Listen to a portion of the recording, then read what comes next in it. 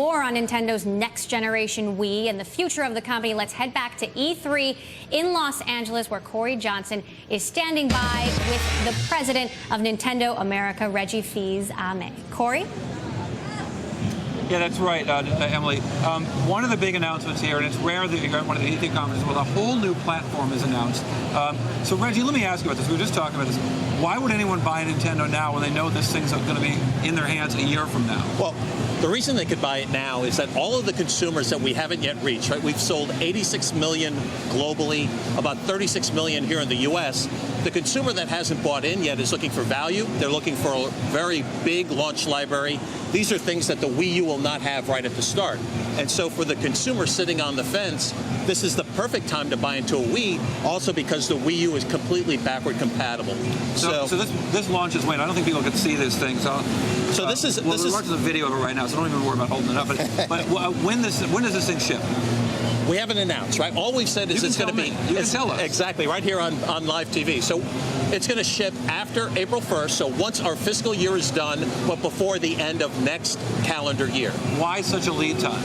Because we need to get developers aligned on the system now. And they can't be working on games without it leaking. There's already been quite a few leaks, so we had to come out now, share all the information, candidly get the consumer excited, get the marketplace excited, so that's why we shared the information now. How do you manage a marketing campaign like that? Because there's a lot of, everyone we're talking to today at this conference is talking about other platforms, multiple platforms, playing games socially, playing games online, playing games on other consoles. You're obviously in the console business in part. How do you get people to have an affiliation towards an individual console? The reason we're able to do it is we have these fantastic franchises that are unique to Nintendo. You can only get Mario in a home console experience on Wii or on Wii U in the future. You can only get Zelda, you can only get Donkey Kong.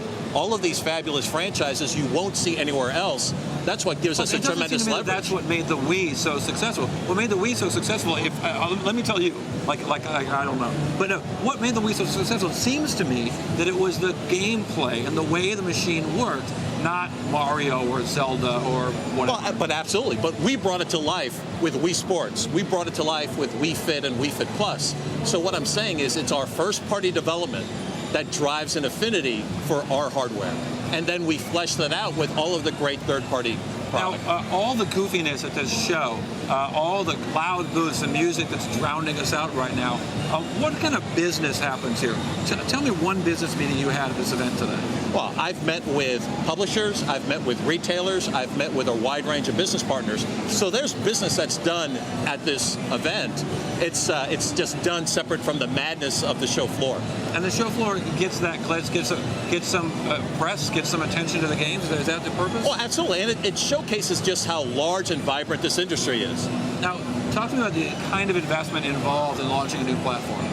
Well, the investment involved to launch a new platform is everything from the research and development, all of the game development, plus all of the marketing that'll come to get the word out to the consumer. So talk to me about the investment. What does it cost? So I'm responsible for the Americas. So when we launched the Wii, for example, from a marketing standpoint alone, we spent over $20 million just to get the initial word out. And then it was all of the specific marketing and advertising activity game by game by game. Is there it seems that the traditional cycle of 3 years or 4 years or 2 years or whatever it was for the launches of PlayStations, for the launches of new Nintendo devices, for the launches of Xbox updates has broken a little bit in that there's a longer lead time. Are we getting back to smaller iterations and newer components? You know, I can't speak for my competitors. What I can tell you is the way we think about game development and platform development is we start with an idea. And for the Wii U, the idea was, I want a game experience on 2 different screens.